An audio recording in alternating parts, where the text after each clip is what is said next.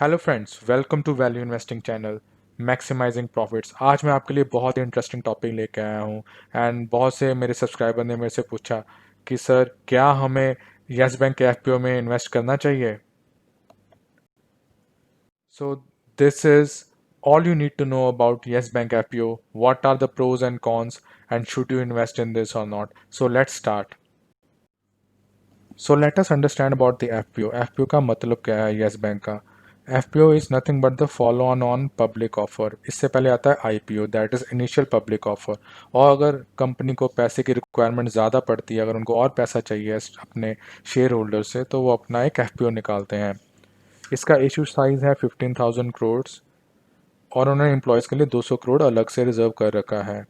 इसकी issue opening date है 15 July and it's closing date 17 July. So thereby आपको 3 दिन मिलते हैं। मार्केट लॉट साइज है 1000 शेयर्स का, और इसका प्राइस बैंड है 12 to 13 रुपीज़, और एम्प्लॉय को इसका 1 रुपये का डिस्काउंट मिलेगा।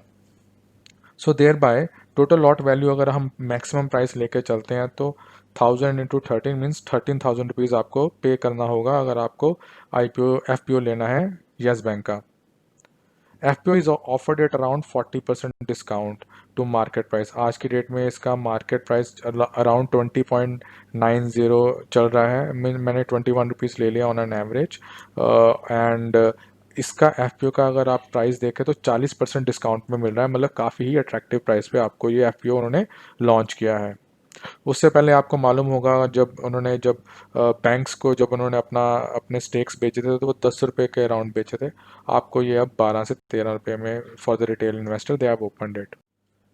सो फ्रेंड्स, हम समझ लेते हैं पहले fundamentals of the Yes Bank. Before we should invest in Yes Bank FPO, we should know what are the key details that we should keep in the mind before investing. इसका share holding pattern हम पहले समझ लेते हैं। जब bank around Feb month में जब ये डूबने वाला था तो बैंकों ने आके इसको बचाया था। SBI is the largest share holder in that, which contributes to 48.2%, other banks around 30%। So thereby बैंकों के पास इसके 80% के शेयर होल्डिंग है, और इंडिविजुअल इन्वेस्टर जैसे कि हम और आप लोग सिर्फ 12.77% कॉन्ट्रीब्यूट करते हैं। प्राइस टू बुक वैल्यू अभी भी 1.21 है। दिस मीन्स कंपनी के पास काफ़ी लोन है, काफ़ी डेट है। That's the reason price to book value अभी भी ज़्यादा लग रही है, even at the price of 20 rupees for the Yes Bank. Price to earning ratio -1.16% है। This means that company is reporting losses. Bank ने रिपोर्ट किया है loss for financial year 1922 16,432 crore, मतलब इतना सारा इनको नुकसान हो गया, which is huge money. Interest जो अर्न किया है वो सिर्फ 5,221 करोड़ का किया है, and that also has fallen to 33.54%। और ये आपको पता है, ये जब घोटाला हुआ था तो बहुत बड़ा घोटाला किया था। जब राणा कपूर थे इनके MD, उन्होंने बहुत ही अपने ही फ्रेंड्स एंड रिलेटिव्स को लोन प्रोवाइड कर दिया, and that too for the fake companies, and which वो जो सारा बाहर बाद में हमें लोगों को पता लगा, बट जिसके कारण हमारे इन्वेस्टर्स का पैसा डूब गया। और उन्होंने ये इन्फॉर्मेशन हमें अपने फंडामेंटल अपने बैलेंस शीट्स में दिखाई भी नहीं थी। अभी जब अब नए मैनेजमेंट आ गई SBI की, तो अब हमें सारी पिक्चर क्लैरिटी हो रही है कि अब जो प्रॉफिट बिफोर टैक्सेस है वो भी फॉल कर गए हैं 5,363 करोड़ के, which is fallen to around 86.87%। Net profit growth तो हम भूल ही जाएं, बिकॉज पिछले 5 साल के अगर देखें तो -262.49% है। तो बहुत ही रिस्की सिचुएशन है। कंपनी पिछले 5 साल में सिर्फ डूबा ही है, कुछ गेन नहीं किया है कंपनी ने। उसके बाद अगर हम देखें net profit year on year, वो भी फॉल किया है अराउंड 3,600 करोड़, और वो भी डिक्रीज किया है 143%। NPS देखो 16.8% है, बहुत ही अलार्मिंग सिचुएशन है। पहले इतना तो सरकारी बैंकों का भी नहीं होता है NPS जितना इन्होंने अपना Yes Bank as a private company ने अपना डाला है। तो ये बहुत ही ज़्यादा वैल्यू है। Earlier this figures were not shown to us, and all this details were hidden from the share holder so that they don't stop investing in Yes Bank. But अब सब कुछ सामने दिख रहा है हमें कि कितने NPS हैं, और ये है कि मतलब वापस आने वाली नहीं है एसेट्स। ये सारे मतलब ऐसे लोन्स हैं जिनका कुछ अता पता नहीं है, और पता नहीं ये पैसा वापस आएगा बैंक के पास के नहीं। अब बैंक के पास डेट देखो 1,30,000 करोड़ का डेट है, और उसका एनुअल इंटरेस्ट जो पे करता है वो 4,000 करोड़ का है। तो क्या ये कंपनी आने वाले समय में प्रॉफिट जनरेट करेगी? क्या ये कंपनी अपना लोन ही उतारता रहेगा? या फिर ये कंपनी ऐसे ही डूब जाएगी किसी दिन। ये सब कुछ आपको समझना होगा, ये फंडामेंटल्स है। दैट्स द रीज़न ये मैंने बहुत ही डिटेल वर्किंग करके आपके लिए सामने लेके आया हूँ।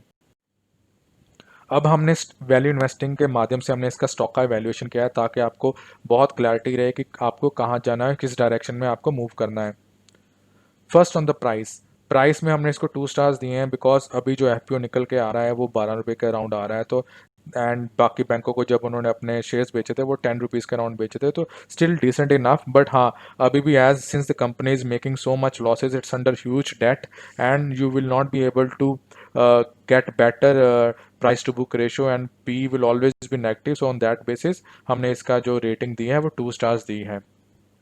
मतलब अभी भी ये एक्सपेंसिव है। Quality is one because of this management crisis, because of the improper clarification। Bank में अंदर क्या चलता है, क्या अंदर स्ट्रेटजीज लेते हैं, क्या इनके अंदर अंदर फोकस रहता है, वो कुछ हमें इन्वेस्टर्स को पता नहीं लगता है।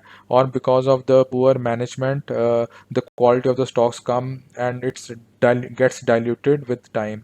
और अब मैनेजमेंट चेंज हुआ, अब एसबीआई ने टेक ओवर किया है, but still we don't have the full visibility as a stock, because इसकी क्वालिटी अभी भी अंडररेटेड है। ग्रोथ पर्सपेक्टिव इसको 1.5 स्टार्स मिले हैं। मतलब ये आने वाले समय में थोड़ा ग्रो करने के चांसेस हैं, बट ज़्यादा ग्रो नहीं करेगा, बिकॉज इसके पास डेट बहुत ज़्यादा है एंड बहुत ज़्यादा एनपीएस हैं। बिकॉज इसको अगले 5 साल इसको लग जाएंगे अपने एनपीएस जो 16.5% के अराउंड है उसको कवर अप करने में, और जो इनका जो डेट है उसको जो 1 लाख करोड़ का जो अराउंड डेट है वो भी इसको कवर करने में अगले 4 से 5 साल लग जाएंगे। क्या ये मल्टीबैगर बन सकता है? मुझे तो लगता है कि ये बहुत ही कम चांसेस है मल्टीबैगर बनने में। येस बैंक का नाम है, ये बैंक काफ़ी मतलब रिनाउंड था किसी टाइम में। Early it was around 5 star rating, but हमने इसको सिर्फ 2 स्टार में कन्वर्ट कर दिया है because of the recent issues and the non clarity of the information that flows towards the retail investors. और ये मल्टीबैगर होने के चांसेस भी बहुत कम है, बिकॉज बहुत सारे यूनिक और नए बैंक्स आ गए हैं मार्केट में जो कि अपने प्रोस्पेक्टिव्स बहुत ही ब्राइट दिखा रहे हैं। So thereby Yes Bank को बहुत ही चैलेंजिंग एनवायरनमेंट फेस करना पड़ेगा आने वाले समय में। And there already establish renowned banks जो ऑलरेडी बहुत अच्छा प्रॉस्पर कर रहे हैं, जिनके बारे में मैं आपको वीडियो बना के दिखाऊंगा, जैसे कि एचडीएफसी बैंक हो गया और कोटक महिंद्रा बैंक हो गया, आईसीआईसी बैंक है। Even though they are facing trouble times, but still they are the stars banks who are performing better. So now the big question is, should I invest in Yes Bank FPO? क्या मुझे इसमें invest करना चाहिए? After having understood the key fundamentals and the risk involved into it, we have also checked the growth pattern and the company's key stock evaluation done by Value Investing. Our rating on this Yes Bank FPO is that, and the Yes Bank share itself is extremely risky. ये बहुत risk है। अगर आपने 13,000 rupees लगाना है एक share को bye करने के लिए एफपीओ को, आप अपना बहुत बड़ा रिस्क लेके चल रहे हैं। कल को ये 13,000 आपके डूब भी सकते हैं, because we are not clear with the management, we are not clear with the company growth mindset. अभी वो अपना पैसा इकट्ठा कर रहे हैं just to wave off the डेप्ट that they have as on date on their balance sheets. So that's the reason आपको एफपीओ एक बहुत ही अट्रैक्टिव प्राइस में दिया है, ताकि वो अपने कस्टमर को अट्रैक्ट कर पाएँ।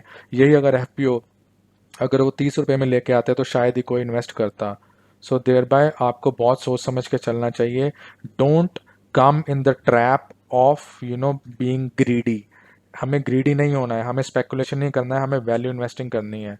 Rest is up to you to decide आपके पास कितनी रिस्क टेकिंग एबिलिटी है। अगर आप बहुत अग्रेसिव इन्वेस्टर्स हैं then you can think about it, but on the behalf of value investing we should say that you should avoid. आज के लिए दोस्तों बस इतना ही। I hope you have like this video. अगर आपको पसंद आई तो please hit the like button, subscribe it and share with your friends and family, and please don't forget to hit the bell icon, ताकि आपको ऐसे इंपॉर्टेंट वीडियोज़ आपको future में मिलती रहें। आज के लिए बस इतना ही। Thank you so much and have a good day.